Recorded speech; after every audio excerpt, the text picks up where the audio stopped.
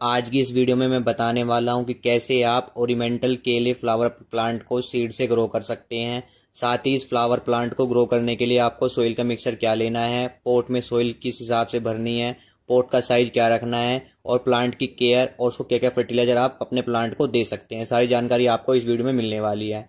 चलिए वीडियो को स्टार्ट करते हैं। तो देखिए दोस्तों, ओरिमेंटल केले फ्लावर प्लांट को सीड से ग्रो करने के लिए मेरे पास है हाइब्रिड सीड्स। अगर आपको ये सीड्स परचेज करने हैं तो इसके लिए मैंने अलग से एक वीडियो बनाई है जो कि है मेरे winter vegetable and flower seed, जिसका लिंक मैंने डिस्क्रिप्शन में दे दिया है। आप वहाँ पे जाके इस वीडियो को वॉच करके अपने हाइब्रिड सीड्स को ऑनलाइन मंगा सकते हैं या फिर आप जाके डायरेक्ट शॉप से भी परचेज कर सकते हैं।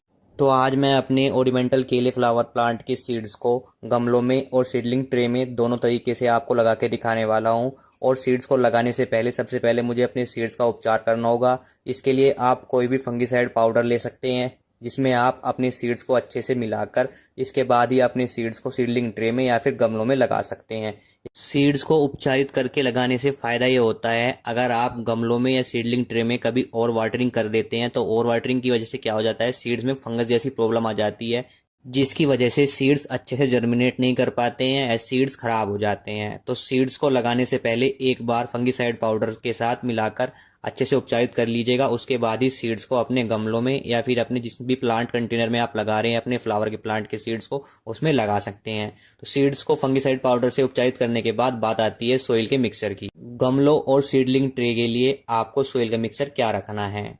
सर्दियों के किसी भी फ्लावर प्लांट्स और वेजिटेबल प्लांट्स को ग्रो करने के लिए पॉट में जो मिक्सर रखना है वो कुछ इस प्रकार रखना है। इसके लिए लेना है आपको गोबर की खाद अगर आपके पास है, या फिर आप ले सकते हैं वर्मी कंपोस्ट। इसका जो परसेंटेज रखना है आपको 20% रखना है। साथ ही आपके पास कोकोपीट है तो उसका परसेंटेज आपको 10% रखना है। इसके बाद बात आती है सॉइल की। अगर आपके पास गार्डन सॉइल है तो कोई बात नहीं, अगर आपके पास बालुई दोमट मिट्टी है तो काफ़ी अच्छी बात है। अगर गार्डन सॉइल आप ले रहे हैं तो आपको रखना है 60%। साथ में आपको सैंड रखना है, सैंड की मात्रा आपको 10% रखनी है। कोकोपीट की मात्रा को सॉइल में मिक्स करने से सॉइल हल्की रहती है जिसकी वजह से रूट जल्दी डेवलप होते हैं। गर्मियों में कोकोपीट के मिक्सर को ज़्यादा रखना होता है क्योंकि गर्मी की वजह से हमारी मिट्टी के अंदर नमी नहीं रहती, जिसकी वजह से हमें कोकोपीट का ज़्यादा इस्तेमाल करना होता है। लेकिन विंटर में आप 10% तक कोकोपीट की मात्रा का यूज कर सकते हैं क्योंकि विंटर में पहले ही मौसम में नमी होती है, तो आप 10% ही कोकोपीट का यहाँ पे यूज करें। साथ में बात आती है, अगर आप अपने प्लांट्स को गमलों में ग्रो कर रहे हैं तो सोइल मिक्सचर में आपको सैंड जरूर मिलाना चाहिए। सैंड एक्स्ट्रा वाटर को अपने अंदर एब्जॉर्ब कर लेगा और साथ में गर्मी के मौसम में क्या होगा, सैंड मिलाने से आपका जो पोट है वो जल्दी से गर्म नहीं होगा।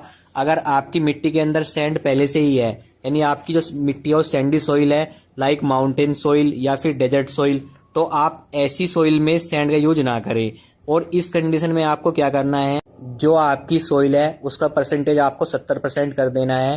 20% आपका वर्मी कंपोस्ट या गोबर की खाद रहेगी और 10% आपका कोकोपीट रहेगा। तो इन मिक्सर को आपको लेना है और अच्छे से मिक्स कर लेना है। सॉइल मिक्सर रेडी करने के बाद अब बात आती है गमलों के चयन की। सर्दियों के फ्लावर और वेजिटेबल प्लांट्स को ग्रो करने के लिए आप मिट्टी, सीमेंट, ग्रीन बैग, प्लास्टिक के गमले भी ले सकते हैं। बस आपको ध्यान ये रखना है, गमलों में एक्स्ट्रा वाटर बाहर निकलने के लिए ड्रेनेज होल होना चाहिए। अगर आपके इस गमलों में ड्रेनेज होल नहीं है तो आप ड्रेनेज होल वाले गमले ही चूज करें, क्योंकि एक्स्ट्रा वाटर होने की वजह से क्या होता है, आपके सीड्स के अंदर फंगस लगने की प्रॉब्लम रहती है। साथ ही एक्स्ट्रा वाटर की वजह से जब आपका प्लांट्स बड़ा हो जाएगा तो उसमें तना गलन रोग की प्रॉब्लम भी आने लगती है। तो मिट्टी को अच्छे से मिक्स करने के बाद आप अपने गमलों के अंदर फिल कर लीजिएगा। साथ ही मैं अपने ओरिमेंटल केले सीड्स को सीडलिंग ट्रे में भी आपको ग्रो करके दिखाने वाला हूँ। तो उसके लिए सोइल मिक्सर क्या रखना है, लेकिन उससे पहले आपको पता होना चाहिए जो आप सीडलिंग ट्रे ले रहे हैं उसके जो होल्स होते हैं उनके अंदर ड्रेनेज होल होना ज़रूरी है। अगर आपके होल्स के अंदर ड्रेनेज होल नहीं है तो एक बार उसमें होल ज़रूर कर लीजिएगा। अगर ड्रेनेज होल नहीं है तो एक्स्ट्रा वाटर होने की वजह से सीड्स हमारे जर्मिनेट नहीं करेंगे और उसमें फंगस की प्रॉब्लम भी लग सकती है। तो इसके लिए मिक्सर क्या लेना है, इसके लिए लेना है, देखिए 80% आपको कोकोपीट रखनी है, इसको आप मार्केट से भी परचेज कर सकते हैं। और 20% आपको लेना है वर्मी कंपोस्ट ले सकते हैं या फिर आप गोबर की खाद। इन दो मिक्सर को आपको 80% और 20% के रेशो में रखना है और अच्छे से मिक्स कर लेना है। एक बार अच्छे से मिक्स करने के बाद इसको आप अपने सीडलिंग ट्रे के अंदर फिल कर दीजिए। इसको अच्छे से आपको फिल करना है और इसको एक बार जब फिल करेंगे तो इसको अच्छे से प्रेस कर लीजिए ताकि जो हमारी मिक्सचर है वो हमारे होल्स के अंदर अच्छे से बैठ जाए। तो इसको एक बार मैं प्रेस कर लेता हूँ और प्रेस करने के बाद दोबारा से इसमें मिक्सर को डालता हूँ। और मिक्सर डालने के बाद सिंपल एक काम और कर लेना है आपको। सीड्स लगाने से पहले आपको इसमें एक बार वाटरिंग कर देनी है। सीड्स लगाने से पहले वाटरिंग का फ़ायदा ये होगा, जो हमारा मिक्सर है वो अच्छे से उसमें नमी बनी रहेगी। और सीड्स लगाने के बाद सिर्फ हमको हल्की वाटरिंग करनी है, इससे हमारे सीड्स का 100% जर्मिनेशन होगा। तो अब मैं अपने सीड्स को अपने सीडलिंग ट्रे में लगा देता हूँ। आप सीडलिंग ट्रे में थोड़ा छेद करके भी लगा सकते हैं, या फिर आपके पास कोई टूल किट है तो टूल किट का यूज करके भी आप अपने सीड्स को सीडलिंग ट्रे में लगा देते हैं। तो मैं यहाँ पे मैं कैंची से थोड़ा थोड़ा सुराख करके उसके बाद अपने टूल से अपने सीड्स को अपने सीडलिंग ट्रे के अंदर रख देता हूँ। मैं 2 ही लाइन में 2 ही रो के अंदर अपने सीड्स को रखने वाला हूँ अपने ओरिएंटल केले की, और बाकी सीड्स को मैं अपने गमलों में लगाने वाला हूँ। तो जल्दी से मैं अपने सीड्स को, अपने ओरिएंटल केले के सीड्स को अपने सीडलिंग ट्रे के अंदर लगा देता हूँ। सीड्स लगाने के बाद जिस सोइल मिक्सर से मैंने अपने सीडलिंग ट्रे के अंदर सोइल मिक्सर फिल करी है, उसी मिक्सर से मैं अपने जो सीड्स को मैंने लगाए हैं उसको कवर कर देता हूँ। और कवर करने के बाद इसमें सिर्फ मुझे हल्की वाटरिंग करनी है। सीडलिंग ट्रे में सीड्स लगाने के बाद अब मैं अपने गमलों में भी अपने ओरिएंटल केले के सीड्स को लगा देता हूँ। यहाँ पे देखिए मैंने 2 गमले लिए हैं, एक छोटा गमला और एक बड़ा गमला। जो साइज है गमलों का वो 6 इंच से लेकर 12 इंच के गमलों में आप ओरिएंटल केले सीड्स को उगा सकते हैं। और अगर आप एक गमले में एक ही सीड्स को लगाना चाहते हैं तो मैं देखिए बड़े गमले में अपना एक ही सीड्स लगाने वाला हूँ, क्योंकि मैं इसको ट्रांसप्लांट नहीं करूंगा, क्योंकि मेरा सीड इसमें ही लगा रहेगा और मेरा ओरिएंटल केले का सीड्स से प्लांट जो बनेगा वो इसी में ही अपना बड़ा होता रहेगा और इसमें इसको फ्लावरिंग आएगी। तो एक सीड्स मैं इसमें यहाँ पे लगा देता हूँ और बाकी सीड्स को मैं अपने दूसरे गमले में स्प्रेड करके बो देता हूँ। और जब मेरे सीड्स जर्मिनेट कर जाएंगे और कुछ दिनों बाद जब उनमें ट्रू लीव्स निकलनी स्टार्ट हो जाएगी तो फिर मैं इनको दूसरे गमलों में ट्रांसप्लांट कर दूंगा। तो देखिए मैंने अपने सीड्स को अपने दोनों गमलों में लगा दिया है। अब मुझको सिर्फ अपने सीड्स को कवर करना है मिट्टी से। मिट्टी से जो लेयर बनानी है वो सिर्फ 2 से 3 mm की लेयर ही रखनी है, ज़्यादा मोटी लेयर यहाँ पे नहीं रखनी है, नहीं तो आपके सीड जर्मिनेट तो करेंगे बट थोड़ा टाइम लग जाएगा उन्हें जर्मिनेट करने में।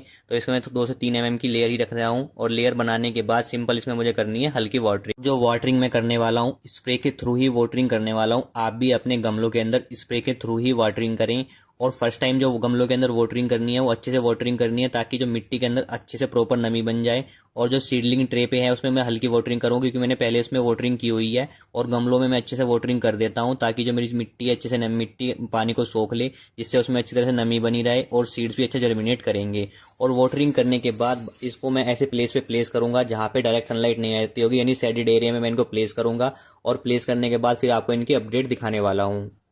यहाँ पे एक बात और बता देता हूँ मैं आपको, अगर आप अपने ओरिएंटल केले के सीड्स को अपने गमलों के अंदर लगा रहे हैं तो आपको जो सीड्स से सीड्स की डिस्टेंस रखनी है वो 2 से 4 इंच की दूरी पर ही आपने सीड्स को अपने गमलों के अंदर लगाएं, ताकि ट्रांसप्लांट करते वक्त आपको दिक्कत ना हो। तो चलिए अब मैं आपको अपनी सीड्स जो मैंने लगाए हैं उनके अपडेट दिखा देता हूँ।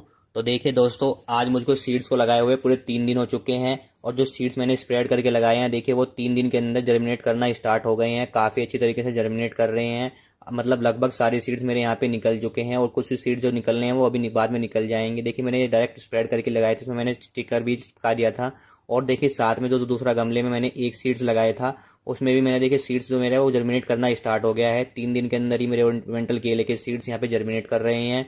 और साथ में जो मैंने आपको दिखा देता हूँ आपको, जो मैंने अपने सीडलिंग ट्रे के अंदर जो मैंने सीड्स लगाए थे 2 रो के अंदर, वो भी देखिए काफ़ी अच्छी तरीके से जर्मिनेट कर रहे हैं। लगभग मेरा हर सीड्स यहाँ पे जर्मिनेट हो गया है। कुछ सीड्स अभी नहीं निकले हैं, वो भी निकल जाएंगे, और मैं आपको अब इनकी कुछ दिनों बाद दोबारा से अपडेट दिखाने वाला हूँ।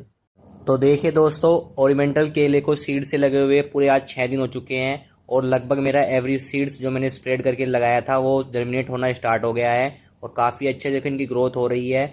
साथ में मैं आपको दिखा देता हूँ, जो मैंने सीड्स लगाया था मैंने अपने गमले के अंदर सिर्फ 1-2 सीड्स ही लगाए थे, जो मैंने उनका जर्मिनेशन काफ़ी अच्छा हो रहा है। देखिए थोड़ा बड़ा हो चुके हैं वो भी सीड्स। अब ये सीड्स यहाँ से अभी ट्रू लीव्स नहीं निकली है तो इनको मैं ट्रांसप्लांट नहीं कर सकता हूँ अभी, तो इसमें टाइम लगेगा ट्रू लीव्स निकलने में। और देखिए जो सीड्स मैंने अपने ट्रे के अंदर लगाए थे वो भी लगभग जर्मिनेट कर चुके हैं हर सीड्स, और इनमें भी अभी ट्रू लीव्स नहीं निकली हैं। जब इनमें ट्रू लीव्स निकल जाएगी तो मैं इनको ट्रांसप्लांट कर दूंगा अपने दूसरे गमलों में।